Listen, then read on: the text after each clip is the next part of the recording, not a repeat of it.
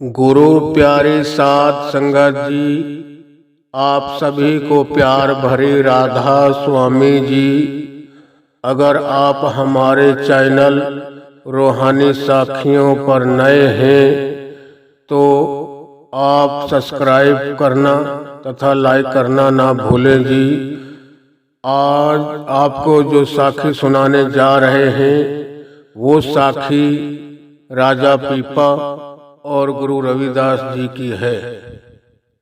एक बार गुरु रविदास जी घूमने निकले और घूमते घूमते गुरु रविदास की कुटिया की तरफ चले गए।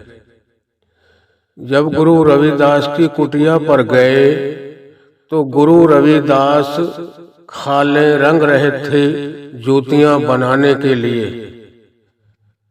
जब वो जूतियां रंग रहे थे तो उस वक्त राजा पीपा वहां चले गए।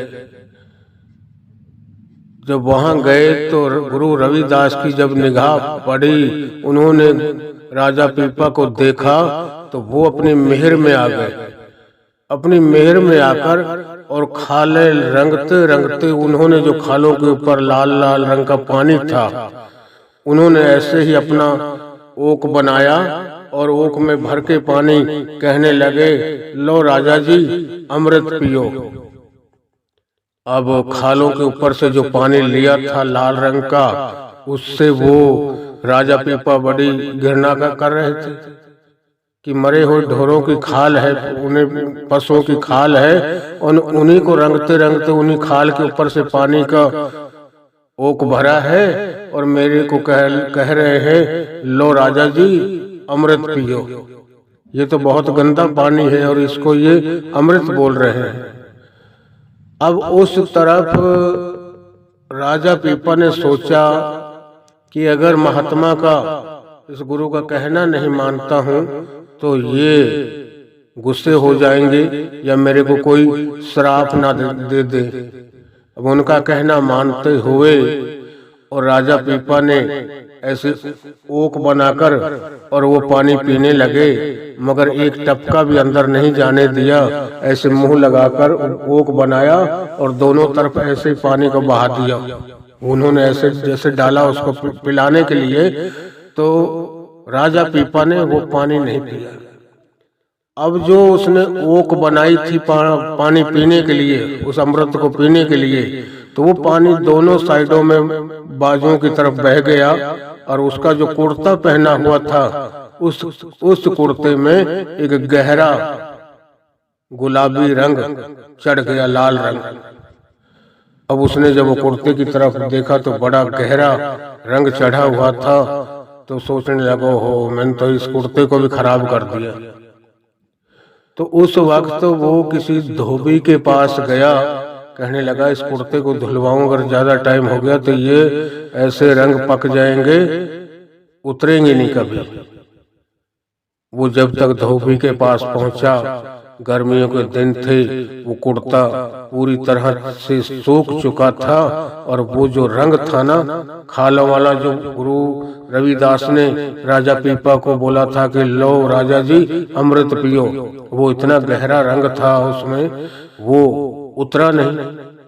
जब वो कपड़े में रमा हो गया और उसने जाके धोबी को दिया, धोबी ने बहुत कोशिश की, कई बार धोआ, कई बार उसमें साबुन सर्फ लगाए, मगर वो दाग नहीं उतरे। आखिर उस धोबी ने अपनी लड़की को बुलाया, एक जवान लड़की थी उसकी, और उससे कहने लगा वो धोबी कि बेटा ऐसे कर, ये जो दाग लग रहे हैं ना राजा के कुर्ते पर दोनों तरफ बाजुओं पर, इनको आप चूस चूस कर ये दागों को मिटा दो, ये दाग खत्म करो आप। तो जैसे ही वो जो धोबी की लड़की थी उसने अपने पिता का कहना माना और वो राजा के कुर्ते को चूसने लगी, और चूसते उसने कुछ बाहर थूका, कुछ अंदर, उसको उसका जो रंग था, उसका असर था, वो अंदर चला गया। जैसे ही है उसके अंदर वो थोड़ा सा ही उसका असर गया, उस कुर्ते का उस जो दाग लगा हुआ था गहरा, उसका जैसे जैसे वो रंग चूसती गई, रंग वो छूटता गया कुर्ते से, और वो रंग उस धोबी की लड़की को चढ़ता चला गया। अब वो तो और की और ही बातें करने लग गई, उसको अंदर का रूहानियत रंग चढ़ गया और उसका 10वां द्वार खुल गया। वो तो बहुत आगे पीछे की बताने लगी और दुनिया उनके पास जाने लगी, बहुत उनकी मानता होने लगी। दुनिया सो कहने लगी, अरे फलाने धोबी की लड़की इतनी पहुंचवान है, वो तो पहले ही सब कुछ बता देती है कि आपके घर में क्या क्या है, आप कहाँ रहते हो, कहाँ से आए हो, आपका नाम क्या है, सब कुछ अंतर्जामी है वो तो। अब उस जो राजा पीपा था उसके घर पे कोई संतान नहीं थी, वो भी राजपाट सातों न्यामते होते हुए मगर संतान से ने संतान था, उसके कोई संतान नहीं थी। तो उस राजा पीपा को किसी ने कहा कि भाई ऐसा करो, आप फला जगह जाओ और एक लड़की है और वो बहुत कुछ अंतर्जामी है, सब कुछ बता देती है, और जिसके ऊपर उसने मेहर भरा हाथ रख दिया ना, जिसके सिर के ऊपर, उसके ही वारे के न्यारे हो जाते, उसको ही मालिक सब तरह की मौज कर देता। जो उसके मुख से वचन निकला वो खाली नहीं जाता, इतनी मालिक की दया मेहर है उसके ऊपर। तो राजा काफी दिनों से सुनता रहा। उस लड़की की शादी हो चुकी थी और शादी कर दी उस धोबी ने अपनी लड़की की, और वो लड़की चली गई मुल्तान। अब मुल्तान में जब ससुराल में गई तो वहां भी उसका यही था कि वो पहले ही बताने लगी, उस गांव में भी चर्चाएं चलने लगी कि फलां की जो अभी लड़का शादी करके आया है, इसके जो घर से है वो तो बहुत अंतर्जामी, बहुत पहुंचवान है, जो भी किसी को बताती है, किसी का लड़का नहीं हुआ या कोई भी बात A to Z बात है, सब कुछ एक एक बता के गिनकर बता देती साफ साफ। तो उस राजा पीपा से किसी ने कहा कि भाई आप भी उस लड़की से जाओ और उसके चरणों में गिरो, कहो कि महात्मा जी आप मालिक के भक्त हैं, बहुत पहुंचे हुए हैं, और हमारी भी आप मुराद पूरी करें। हम भी निराशा है किसी चीज से, आज धन दौलत है तो क्या है, मगर जब हमारे इस राजपाट का कोई आगे इसको संभालने वाला, कोई आगे वंश ना हो तो ये हमारे तक सीमित रह जाएगा, हमारा कोई नाम ही नहीं लेगा पीछे। कोई ऐसी दया मेहर करो कि मालिक हमें कोई एक लड़के की दात मिल जाए, दे दो आप। अब जब राजा को सारे प्रजा ने कहा कि आप फला जगह जाओ, हम भी जाते हैं, वो तो इतनी है, बहुत पहुंची हुई है, बड़ी कमाई वाली जीव है, बड़ा मालिक का नाम लेने वाली है, और अगर उसने अपनी दया मेहर से कह दिया खुश होकर कि जाओ राजा जी जाओ, आपको लड़के के जो संतान की खुशी है वो अगले साल मिल जाएगी, तो उसके मुख से निकला हुआ शब्द वो कभी खाली नहीं जाता। जो उसने बोल दिया वो मालिक के ये समझो कि सीधा उसके घर में जाता है और वो बात पूरी होती है। अब जब राजा गया ना, तो राजा जैसे ही वो अपने गद्दी पे बैठी हुई थी और राजा पीपा गए उसके पास, और वो अपने घोड़े से उतरे और उसकी निगाह पड़ी उस लड़की की, जो धोबी की लड़की थी, उसकी निगाह पड़ी कि ओहो मेरे गुरुजी आए हैं। वो तुरंत अपनी गद्दी पे से खड़ी होकर उसके चरणों में माथा टेक के और उससे प्रणाम किया, कहने लगी कि बोलो गुरुजी क्या हाल चाल है आपका। अब इस चीज को देखकर जो राजा पीपा था बड़ा चकित रह गया, कहने लगा बेटा मैं कहाँ गुरु हूँ, मैंने तो कोई मालिक की भजन बंदगी नहीं, कुछ नहीं किया, और आप कह रही हैं कि आप मेरे गुरु हैं, मेरे को तो जो कुछ मिला है आपसे मिला है। कहने लगा वो राजा पीपा कि बेटा मेरे से कैसे मिला है आपको, मैंने तो कभी भजन बंदगी नहीं की, ना मेरे कुछ कोई पता है अपने घर का, ना कुछ, ना मैं तो अभी दुनिया के राजपाट में और धन दौलत की हर चीज की मेरे पास मौज है, मैंने तो कभी मालिक के नाम से जुड़ने की कोशिश ही नहीं की। तो वो लड़की कहने लगी कि राजा जी आप मेरे गुरु हैं, मेरे को जो कुछ मिला है आपसे मिला है।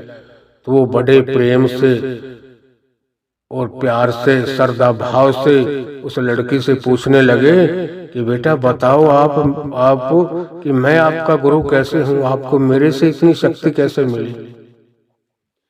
तो जब उस लड़की ने जब बताया कि गुरुजी आप एक दफा अपना कुर्ता डाल के आए थे, मैं फला धोबी की लड़की हूँ और मेरे पिताजी के पास एक अपना कुर्ता तुम धुलवाने के लिए आए थे और मेरे पिताजी ने बहुत कोशिश की धुलने की, उसके दाग छुड़ाने की, मगर दाग नहीं छूटा। उसके दोनों तरफ बाजुओं के दाग थे, लाल बड़ा गूढ़ा रंग था, उसमें गहरा रंग था और वो उतर नहीं रहा था, किसी भी चीज से वो दाग छूट नहीं रहते।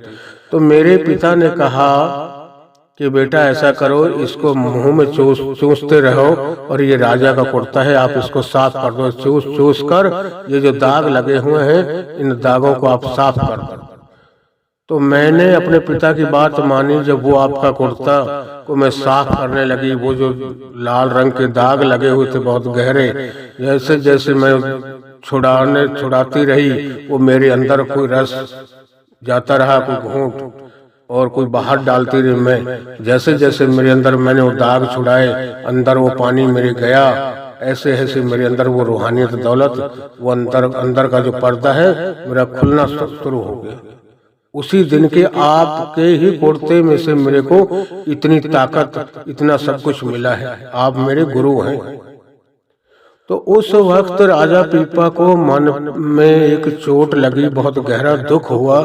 कहने लगा हो कि वो तो अमृत राजा गुरु रविदास ने मेरे को दिया था। मैं एक दफा सैर के लिए घूमने के लिए निकला और चलते चलते घूमते घूमते मैं गुरु रविदास की कुटिया पे चला गया था और उस वक्त वो खाल को रंग रहे थे जूतियां बनाने के लिए, मरे हुए पशुओं की खाल को लेकर और रंग रहे थे। वो उसके वो पानी से धो रहे थे, उसको रंग चढ़ा रहे थे, क्या कर रहे थे।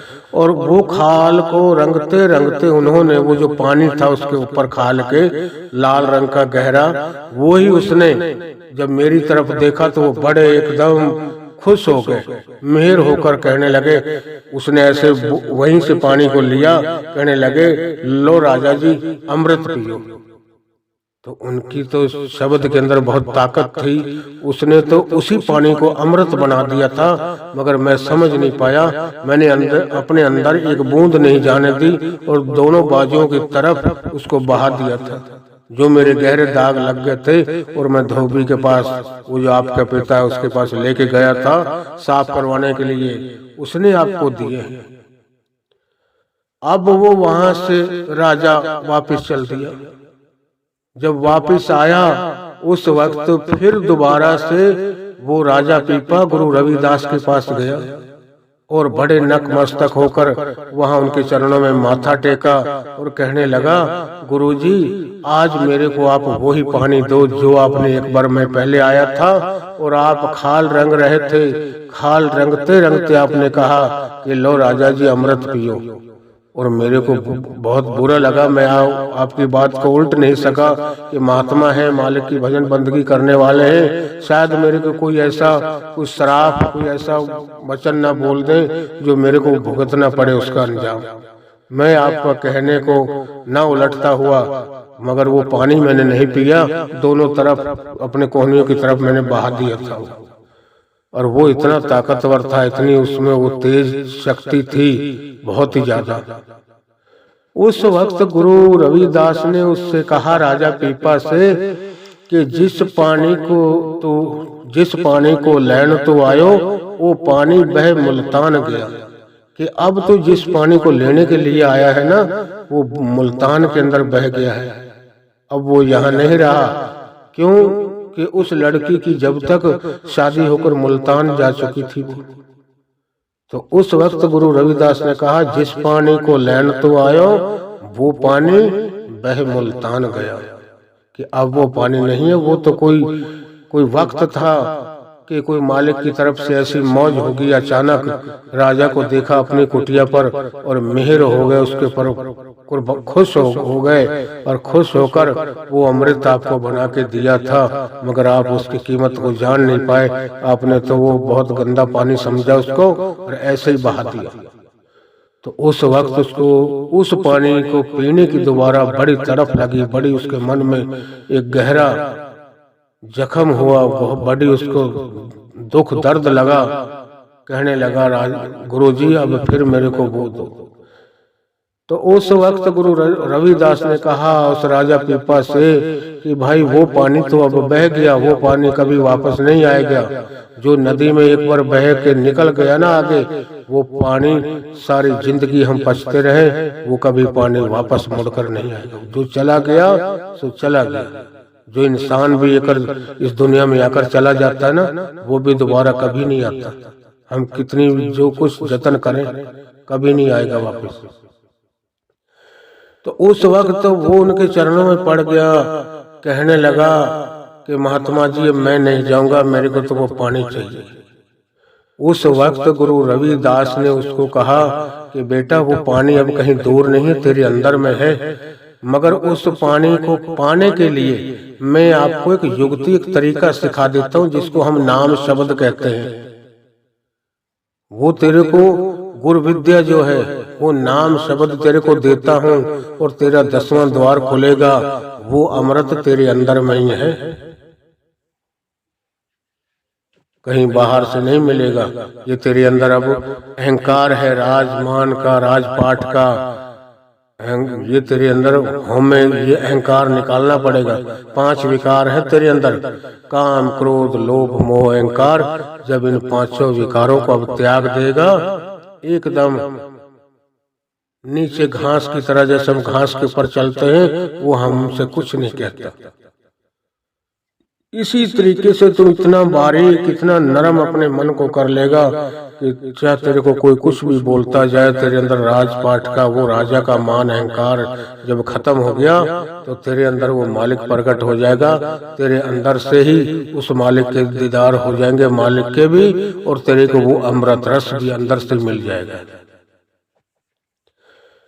जब उसको वो नाम शब्द दिया, उसने कमाई की और उसको वो अमृत रस भी मिला और उस कुल मालिक के, उस परमात्मा के भी दीदार हुए। उस वक्त राजा पीपा ने एक श्लोक बोला, कहने लगे कि जो ब्रह्मंडे सोई पिंडे, जो खोजे सो पावे। कि जो खंडों ब्रह्मंडों के अंदर है वो इस पिंडे के अंदर है। पंजाबी में पिंडा बोलते हैं इस, और हिंदी में इसको शरीर बोलते हैं। इससे पंजाबी वर्ड का, पंजाबी जो शब्द है उस इस शरीर को पिंडा कहते हैं और हिंदी में इसको शरीर बोलते हैं। तो वो कहने लगा कि पंजाबी लैंग्वेज थी, पंजाबी भाषा थी, ये हमारे यहाँ तक भी सन 65 के बाद में हरियाणा बना, ये सब पंजाब होता था। सब कोई भी जाति होती थी, जैसे आज पंजाब और पाकिस्तान में पंजाबी भाषा है, पंजाबी पढ़ाई है। कोई किसी भी जाति का हो, लैंग्वेज पंजाबी होती थी। इसी तरीके से राजा पीपा ने अपनी वाणी में बोला कि जो ब्रह्मंडे सोई पिंडे, जो खोजे सो पावे। कि जो खंडों ब्रह्मंडों के अंदर ऊपर हमारी रूहें चढ़ती है, ऐसे देखती हैं उनको उन मंजिलों पर, वो मंजिल कहीं बाहर ही नहीं है, इस शरीर रूपी पिंडे के अंदर है। वो खंड ब्रह्मंड सब कुछ इसी में है, वो कहीं बाहर नहीं है। हम सोचते हैं कहीं ऊपर कहीं लगाए हुए हैं, कहीं अलग है। सब कुछ सतलोक, इसमें नरक स्वर्ग सब कुछ इस शरीर में ही है। जब उसको उस तरीके से राजा पीपा ने कमाई की, उसका अंदर पर्दा खुला, उसने उसको मालिक के दीदार हुए, वो अमृत रस मिला, तब उसकी आत्मा को शांति मिली। तब वो ना किसी पुत्र की इच्छा रही, न किसी धन दौलत की, न किसी राजपाट की, सिर्फ एक उस परमात्मा का ही होकर रह गया।